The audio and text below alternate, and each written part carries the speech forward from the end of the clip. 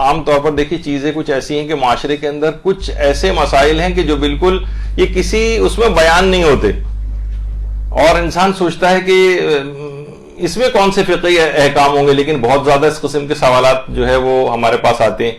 تو اس سلسلے میں ایک چھوٹا سا ایک فقہی جو مسئلہ ہے وہ ہم آج اس کو ڈسکس کریں گے، اور وہ ہے چھپکلی سے متعلق فقہی احکام.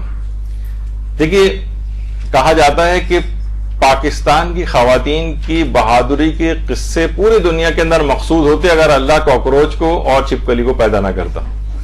تو خواتین بہرحال کتنی بھی اس کی کیوں نہ ہو بہادر، بہرحال چھپکلی سے تو سبھی ڈرتی ہیں.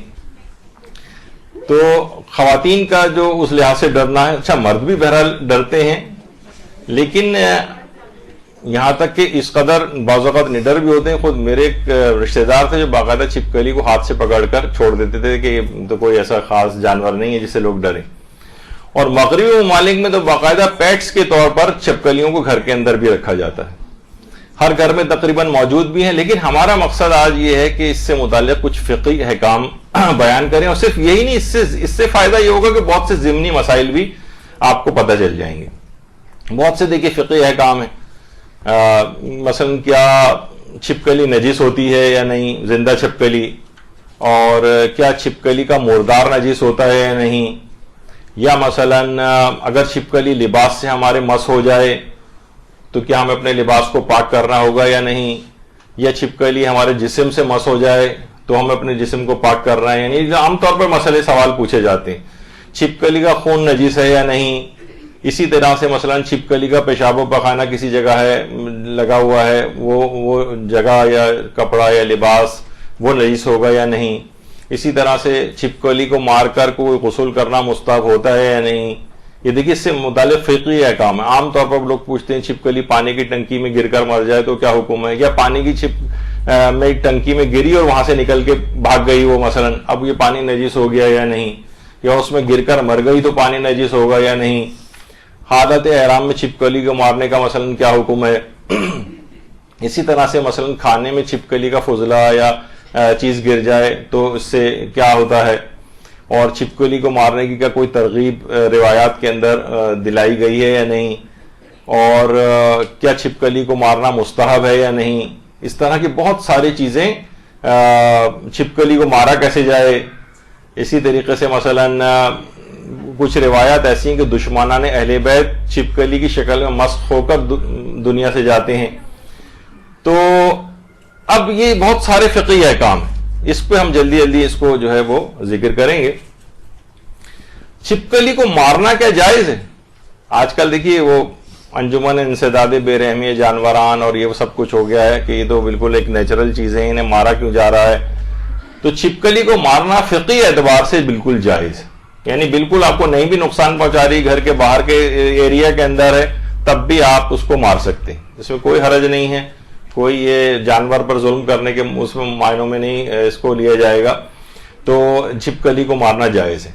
اچھا کیا چھپکلی کو مارنا مستحب ہے؟ تو اس کا جواب ہے کہ دیکھیے چھپکلی کو مارنے میں ثواب ہے، اس کو تو علماء فرماتے ہیں، لیکن چھپکلی کو مارنا مستحب حکم خدا کے طور پر مستحب قرار دیا جانا یہ ثابت نہیں. بعض روایت میں ثواب بتایا گیا ہے لیکن اس کو مستحب نہیں قرار دیا جا سکتا. مستحب کے معنی کہ ابھی آپ نے سنا بھائی مستحبات پہ بہت زیادہ عمل ہونا چاہیے، تو آپ نے کہا کہ چلیں پورے گھر کی آج میں چھپکلیاں اس مستحب کو میں ثواب لوں گی. تو ثواب ضرور ہے، ملتا ہے، وہ بھی اس کی آگے چل کر تفصیل بیان ہوگی. روایات میں اس بات کا ذکر آیا ہے، لیکن اتنا ثابت شدہ حکم نہیں ہے کہ جس سے اس کو مستحب حکم شرعی قرار دیا جا سکے. دیکھیے چھپکلی ویسے تو یہ تقریباً ایک طرح کی چھپکلیاں نہیں ہوتی، 600 اقسام ہیں چھپکلی کی. عربی میں اس کو وزغ کہا جاتا ہے، وزغ، یا ابو بریس بھی کہتے ہیں اس کو، چھپکلی کو ابو بریس. اور فارسی میں اس کو مارمولک کہا جاتا ہے، اور اردو میں تو چھپکلی، انگریزی میں لیزرڈ وغیرہ. تو کیا روایات میں چھپکلی کو مارنے کی کوئی ترغیب آئی ہے؟ دیکھیے روایات میں یہ بات آئی ہے کہ انا رسول اللہ صلی اللہ علیہ وآلہ وسلم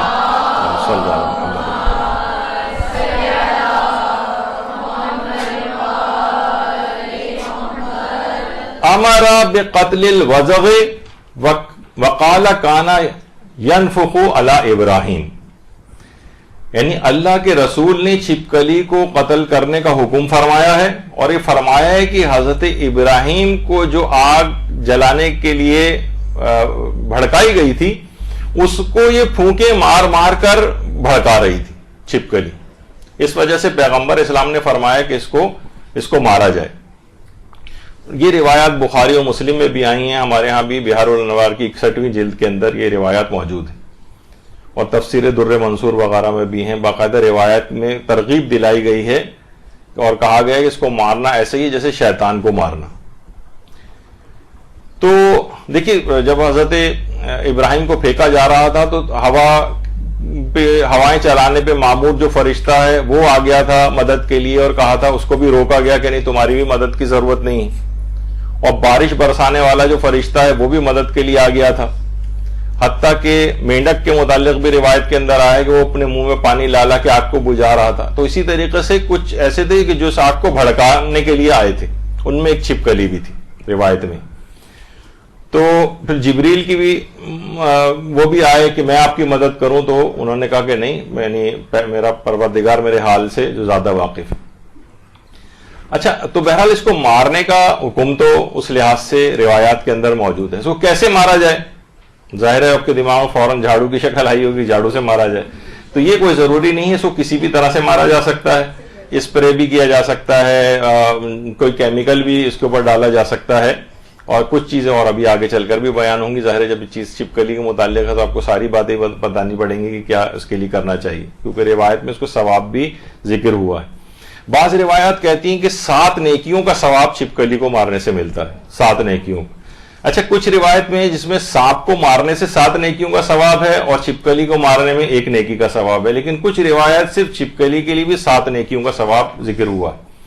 بلکہ یہاں تک ذکر ہوا ہے روایات کے اندر کہ پہلی ضرب جب اس کو لگائی جاتی، ایک ہی ضرب میں اگر اس کو مار دیا جائے تو 100 نیکیوں کا ثواب ملتا ہے، اور اگر 2 ضربوں میں اس کو مارا جائے تو 70 نیکیوں کا ثواب ملتا ہے، اور 3 ضربوں کی اگر ضرورت پیش آ جائے تو پھر 70 سے کم نیکیاں ملتی ہیں۔ یعنی جس قدر زیادہ قوت کے ساتھ پہلی ہی ضرب میں اس کو مار دیا جائے ثواب زیادہ ذکر ہوا۔ تو البتہ خود آیت اللہ سیستانی نے اس بات کو لکھا ہے کہ سنی اور شیعہ تمام روایات کے اندر اس کا ثواب ذکر ہوا ہے، البتہ سند کے اعتبار سے وہ روایات اتنی قوی نہیں کہ اس کا استحباب قرار دیا جا سکے، لیکن ثواب ذکر ضرور ہوا ہے۔ اور روایات میں یہ چیز بھی آئی ہے، یعنی ثواب کی جو روایات کی جو اسناد ہیں وہ اتنی زیادہ قوی نہیں۔ البتہ دشمنان اہل بیت کا چھپکلی کی صورت مسخ ہو کر مرنا، یہ بھی روایات کے اندر آئے۔ بعض ناصبیوں جو دشمنان اہل بیت تھے تو ان کے لیے تو معصومین نے وزغ ابن الوزغ، چھپکلی ابن چھپکلی کا لقب بھی ان کے لیے جو ہے وہ قرار دیا ہے۔ تو مستدرک الوسائل جو ہے ہماری کتاب، اس کی 9ویں جلد کے اندر حشرات کو مارنے پر روایات موجود ہیں، خواہ وہ تکلیف نہ بھی پہنچائیں۔ مثلا کوئی مچھر تکلیف نہیں آپ کو پہنچا رہا ہے تب بھی آپ اس کو مار سکتے ہیں، مکھیاں بظاہر کوئی تکلیف نہیں پہنچا رہی، گھر کے باہر کے صحن میں موجود ہیں، لیکن آپ ان کو تب بھی مار سکتی ہیں۔ تو ایسا کوئی اس کے اندر مسئلہ نہیں، جو آج کل بہت زیادہ جیسے میں نے کہا کہ انجمن انسداد بے رحمی جانوران وغیرہ کی جو تنظیمیں بنی ہوئی ہیں وہ کہتی ہیں بھئی بلا وجہ ان چیزوں کو نہ مارا جائے، تو فقہی اعتبار سے کوئی اشکال نہیں۔ اب ایک سوال اس میں یہ ہوتا ہے کیا زندہ چھپکلی نجس ہے؟ مثلا ہمارے جسم پہ، کپڑوں پہ، کسی برتن وغیرہ پہ چلتی ہوئی جائے، تو جواب یہ ہے کہ چھپکلی بذات خود پاک ہے چھپکلی، کوئی مسئلہ نہیں ہے۔ یعنی اگر چھپکلی ہمارے جسم سے مس ہو جائے تو ہم اپنے جسم کو پاک نہیں کرنا ہے، یعنی پاک کرنا واجب نہیں ہے۔ ویسے حفظان صحت کے مطابق اپنے آپ جسم کو دھو لیں یا صاف کر لیں تو اس کے اندر کوئی حرج نہیں ہے، لیکن جسم پر سے اگر ہماری مس ہو جائے، ٹچ ہو جائے،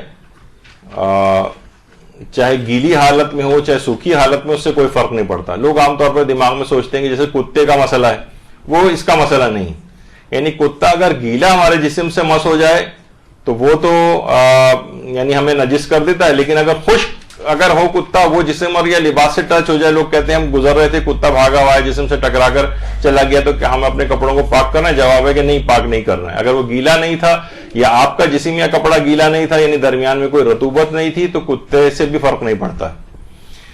تو بہرحال کیونکہ یہ چھپکلی کا معاملہ ہے تو چھپکلی خواہ گیلی ہو خواہ سوکھی ہو, کسی بھی صورت میں جسم سے یا کپڑے سے ٹکرا جائے تو اس سے کوئی فرق نہیں پڑتا. اسی طریقے سے لباس سے مس ہو جائے, جسم سے مس ہو جائے یا ہمارے بستر وغیرہ پر چلتی ہوئی چلی جائے تو ہمیں اس کو پاک نہیں کرنا ہے, یعنی پاک کرنا واجب نہیں.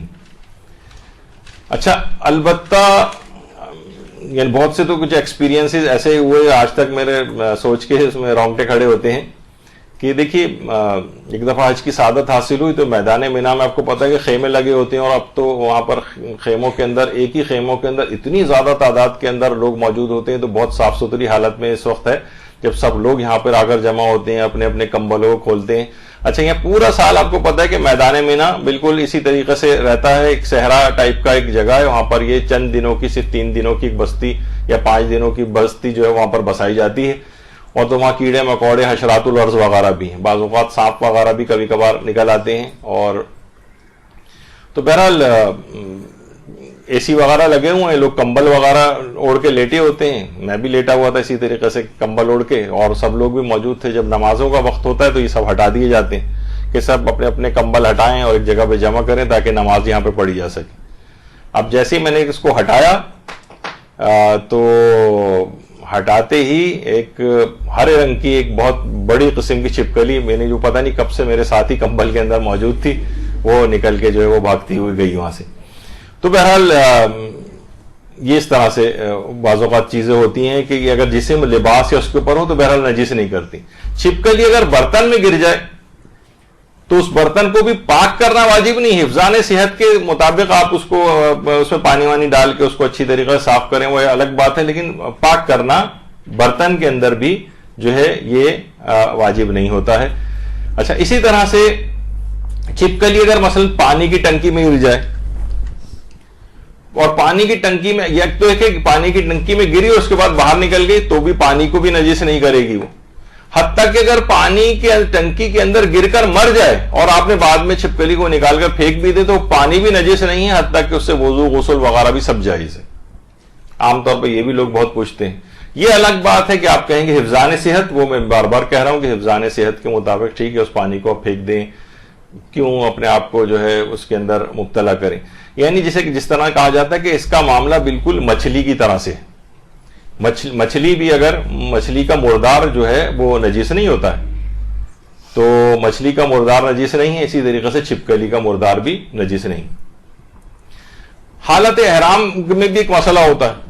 حالت احرام میں جیسے میں نے کہا کہ وہاں پر اس قسم کی چھپکلی آ گئی, تو کیا یہ محرمات احرام میں سے؟ آیت اللہ سیستانی جو ہیں وہ سانپ اور بچھو کو تو مارنا جائز قرار دیتے ہیں کیونکہ بہرحال وہ نقصان پہنچانے والی چیزیں ہیں, لیکن فرماتے ہیں کہ چھپکلی کو مارنا جائز نہیں حالت احرام میں.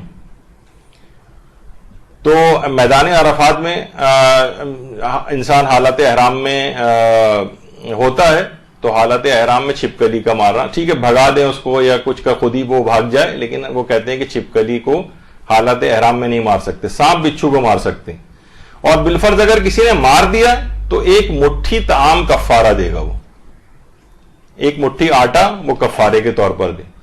آقا خوئی بھی یہ بات فرماتے تھے کہ ناجائز ہے چھپکلی کو مارنا, البتہ اگر اذیت کا سبب بن رہی ہے تو پھر مار سکتے ہیں, لیکن اذیت کا سبب بن رہی ہے مار سکتے ہیں, اگرچہ گناہگار نہیں ہے لیکن پھر بھی ایک مٹھی طعام کفارے کے طور پہ دینا پڑے گا.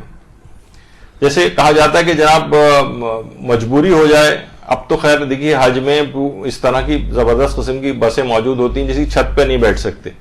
پہلے زمانے میں چھت پہ بیٹھنے کی سہولت تھی, تو آقا خوئی اور دیگر علماء کے جو مقلدین تھے وہ دن میں خاص طور پر بند گاڑی کے سفر, آقا خوئی تو رات میں بھی بند گاڑی کے سفر کو کہتے تھے کہ جائز نہیں, تو اس میں جو افراد اس کی چھت پر بیٹھ سکتے ہوں وہ چھت پر بیٹھتے تھے پہلے والی جو بسیں ہوتی تھیں. لیکن اس کے بعد اب جو ہے بہرحال وہ گنجائش ختم ہو گئی ہے, اب وہ چھت پہ بیٹھنا غیر قانونی ہے, تو مجبوراً ان کو اتار کے اگر کوئی بیٹھ بھی جائے تو زبردستی اس کو اتار کے اندر گھسایا جائے گا. وہ بند گاڑی کا سفر تو اگرچہ یہ مجبور ہے, اس کو بیٹھنے ہی نہیں دیا جا رہا, تو اس صورت میں بھی کفارہ اس کو دینا پڑتا ہے. تو بہرحال چھپکلی کا بھی یہ مسئلہ ہے کہ چاہے وہ مجبور ہو جائے مارنے پر اس کو، لیکن تب بھی اس کو ایک کفارہ جو ہے وہ دینا پڑے گا.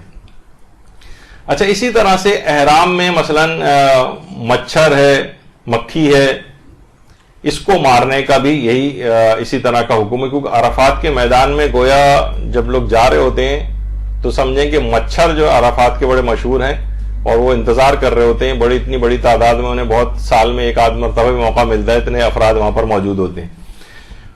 تو مچھر اور مکھیوں کو بھی اس طریقے سے مارنے کی احتیاط کی بنا پر اکثر علماء نے اس کی جو ہے وہ اجازت نہیں دی، مکھیوں کا بھی اسی طرح سے.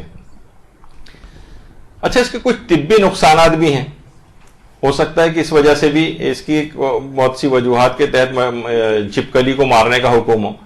مثلا کہا جاتا ہے، بعض روایات میں یہ چیز آئی ہے کہ اس کا جو لعاب ہے چھپکلی کا، اس سے برس کا مرض ہوتا ہے. یہ ہوتی ہے دیواروں پہ برتن یا ادھر ادھر کہیں نہ کہیں اپنا لعاب لگاتی ہے.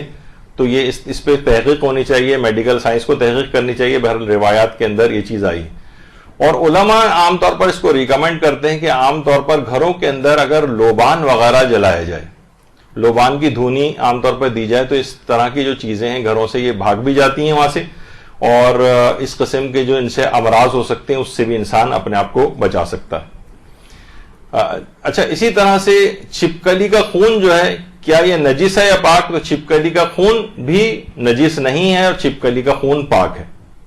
کیوں؟ اس وجہ سے کہ یہ خون غیر جہندہ رکھتی ہے.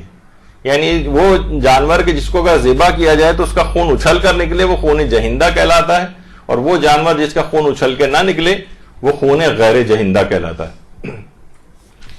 تو یہ اس وجہ سے بھی اس کا بتانا ضروری ہے. خون جہندہ اور غیر جہندہ کا جس طریقے سے کہا جاتا ہے مچھر کا خون جو اس کا اپنا ذاتی خون ہے وہ پاک ہے، وجہ اس کی کہ وہ خون غیر جہندہ رکھتا ہے، اچھل کے نہیں نکلتا. اور اسی طرح سے مکھی کا خون، مکھی ماری، اس کا خون ہمارے جسم یا کپڑے کے اوپر لگ گیا، جیسے عام طور پر مچھر ہی مارتے ہیں، جیسے ہم نے یوں کر کے مچھر کو مارا تو اس کا خون کچھ کپڑے یا جسم پہ لگ جاتا ہے تو وہ نجس نہیں ہے. مکھی کا خون بھی نجس نہیں ہے.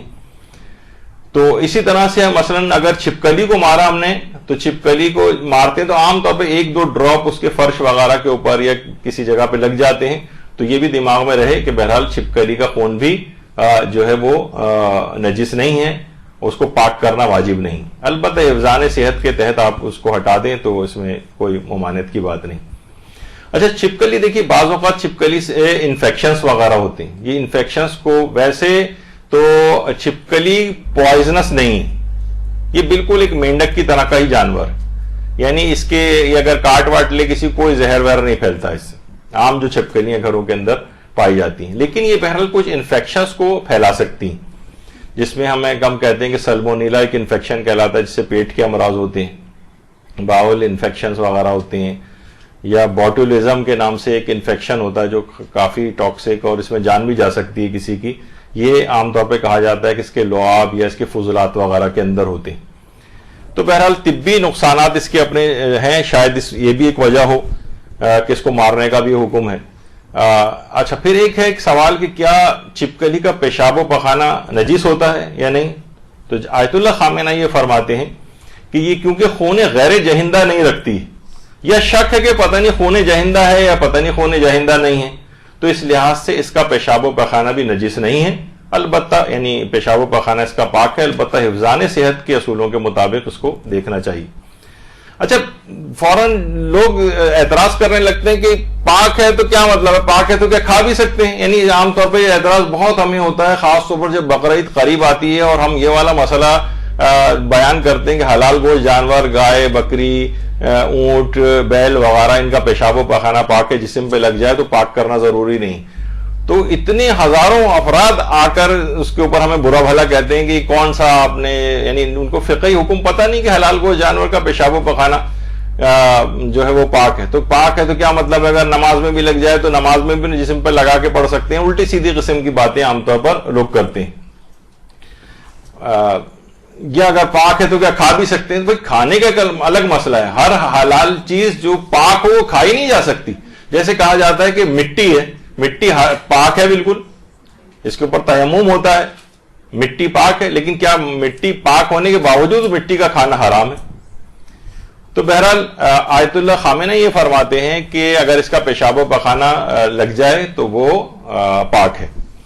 آیت اللہ سیستانی فرماتے ہیں کہ چھپکلی کا پخانہ تو پاک ہے, لیکن اس کا پیشاب, بلکہ خالی چھپکلی نہیں, جتنے بھی خونے غیر جہندہ رکھتے ہیں اور حرام گوشت ہیں, احتیاط واجب کی بنا پر ان کا پیشاب نجس ہے, اور احتیاط اسی میں ہے کہ اس سے اجتناب کیا جائے.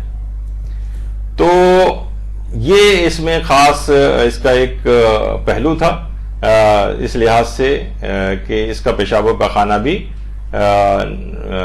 اس کے آیت اللہ خامنہی کے نزدیک نجس نہیں ہے, اور آیت اللہ سیستانی کے نزدیک اس کا پیخانہ نجس نہیں ہے, لیکن احتیاط واجب یہ ہے کہ اس کے پیشاب سے اجتناب کیا جائے. اچھا, بعض روایات میں چھپکلی کو مار کر غسل کرنے کا ایک مسئلہ بیان ہوا ہے.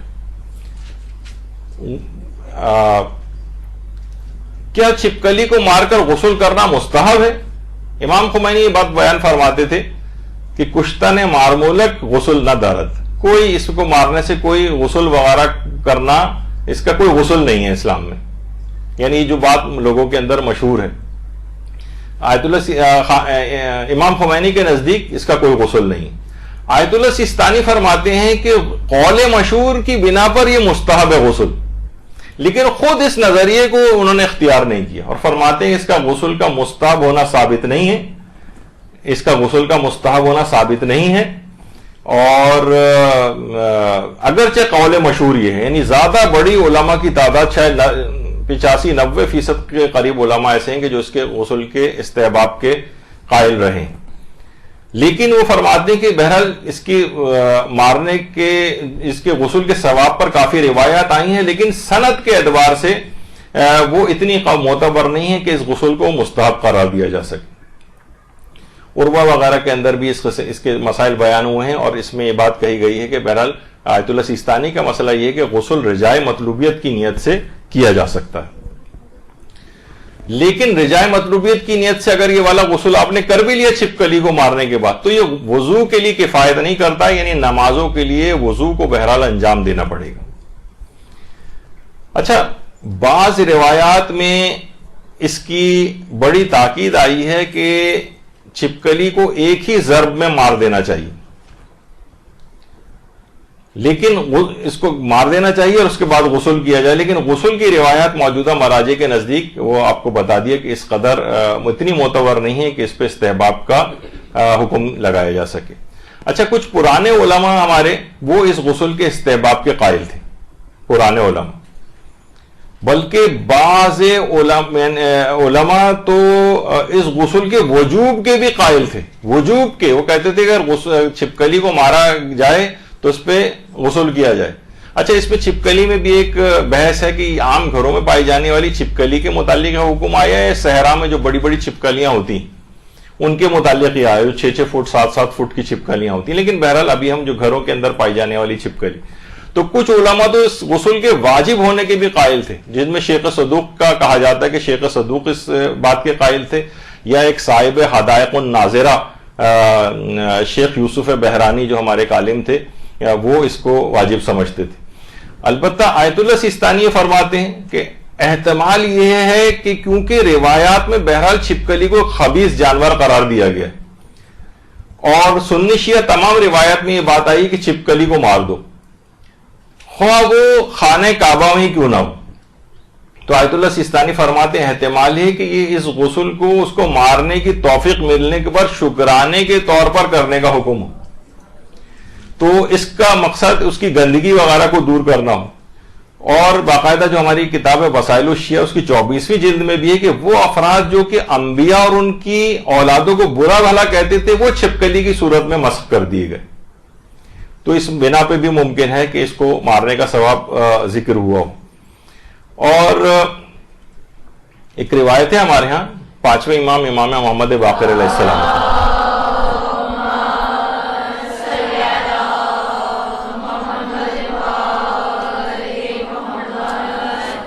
اصول کافی میں کہ دیوار پر چھپکلی بیٹھی ہوئی تھی اور بار بار اپنی زبان کو باہر نکال رہی تھی. تو امام کے اپنے اصحاب کے ساتھ بیٹھے ہوئے تھے. امام نے فرمایا کہ تمہیں معلوم ہے کہ چھپکلی منہ کھول کے بار بار کیا کہہ رہی ہے؟ اس نے کہا کہ مولا مجھے تو پتا نہیں، آپ بتائیے. کہا کہ یہ کہہ رہی ہے کہ اگر فلاں، ایک دشمن اہل بیت کا نام لیا، کہ اگر لوگ فلاں کو برا کہیں گے تو میں علی کو برا کہوں گی، یہ کہہ رہی ہے. اس نے راوی جو حیران رہ گیا کہ مولا یہ چھپکلی آپ کے دادا سے اس قدر عداوت کیوں رکھتی؟ تو امام نے فرمایا کہ بنو امیہ میں سے، یعنی جو بھی دشمن اہل بیت ہوگا، کیونکہ پورے بنو امیہ تو دشمن اہل بیت نہیں، ان کچھ اچھے افراد بھی، یعنی جو بھی دشمن اہل بیت ہوگا خدا اس کو مرتے وقت چھپکلی کی صورت میں مسخ کر دے گا. اور یہی وجہ ہے کہ اصول کافی کی 8ویں جلد میں بھی عبدالملک ابن مروان کے متعلق یہ آیا کہ جس وقت وہ مرا تھا تو چھپکلی کی صورت میں مسخ ہو کے مرا تھا. اس کے گھر والوں کے سامنے، یعنی انہوں نے دیکھا کہ مرنے کے بعد وہ چھپکلی بن گیا اور ادھر ادھر جو ہے وہ بھاگ گیا. انہوں نے شرمندگی سے بچنے کے لیے لکڑی کا ایک شہتیر جو ہے وہ بنوایا اور اس کے اوپر کفن چڑھایا. اور اس بات سے امام فرماتے ہیں کہ صرف اس کے اہل خانہ اور ہم اہل بیت واقف ہیں اور کوئی واقف نہیں، اور وہ شرمندگی سے بچنے کے لیے انہوں نے ایسا کیا. یعنی آپ اس سے اندازہ لگائیں کہ یہ اس وجہ سے اس کو روایات میں ایک احتمال یہ ہے کہ اس وجہ سے بھی اس کو شاید مارنے کا حکم ہو. اور عربۃ الوثقی کی جو شرح آیت اللہ خوئی نے لکھی ہے، اس میں بھی جو اس کو التنقی فی عربۃ الوثقی جو کہا جاتا ہے، اس میں انہوں نے یہی بات لکھی ہے کہ اس کی بہت زیادہ روایات کے اندر خود پیغمبر اکرم سے بھی روایات ہے اس میں کہ اقتلوا الوزغ ولو فی جوف الکعبہ، چھپکلی کو قتل کر دو خواہ وہ خانہ کعبہ کے اندر ہی کیوں نہ تم کو ملے. اور من قتلہ فکأنما قتل شیطانا، جو اس کو قتل کرنا ایسی جیسے شیطان کو قتل کرنا. تو بہرحال اس کو مارنے میں ثواب کو بھی علماء نے ذکر کیا ہے. اور پیغمبر کی ایک اور حدیث میں بھی جس میں انہوں نے فرمایا کہ جو چھپکلی کو مارے گا اس کے 70 گناہ بھی معاف کر دیے جائیں گے. تو البتہ اس کو منحوس لوگ کہتے ہیں کہ گھر میں چھپکلی کا ہونا منحوس ہے، تو منحوس ہونے کے لحاظ سے کوئی روایت چھپکلی کے سلسلے میں موجود نہیں. اور اس کو گھر سے بھگانے کے لیے کچھ چیزیں بھی نقل کی گئی ہیں جو لوگوں نے تجربات اپنے کہے ہیں. وہ یہ کہ اگر چھلکے صرف 2 بڑے چھلکوں کے اندر یہ مختلف جگہوں پر رکھ دیے جائیں جہاں چھپکلیاں زیادہ آتی ہیں، تو چھپکلیاں اس کو کوئی اپنا شکاری سمجھتی ہیں، اس کو دیکھ کے ڈر کے وہاں سے بھاگ جاتی ہیں. یا مثلا کافور کی گولیاں، یہ اگر کسی جگہ پر جہاں پر چھپکلیاں زیادہ آتی ہیں وہاں رکھ دیا جائیں تو وہ بھاگ جاتی ہیں. یا لہسن کو چھیل کر اس کے جو جبے وغیرہ ہوتے ہیں وہ کھڑکیوں کے کنارے یا ادھر ادھر رکھ دیے جائیں تو وہاں چھپکلیاں نہیں آتی ہیں. اسی طریقے سے مثلا پیاز کو کاٹ کر اگر رکھا جائے 2 ٹکڑوں میں کاٹ کر تو اس سے بھی چھپکلیاں نہیں آتی. اور ایک بہت آئیڈیل ایک چیز سمجھی جاتی ہے وہ کافی بینز جو ہیں. ایک تو ریفائنڈ کافی ہوتی ہے جو آپ گھروں میں ملا کے پیتی ہیں، اور ایک جس کے باقاعدہ کافی بینز ہوتے ہیں، وہ اگر ہیں ان سے بھی چھپکلیاں بھاگ جاتی ہیں. تو بہرحال یہ اس کے کچھ فقہی احکام تھے.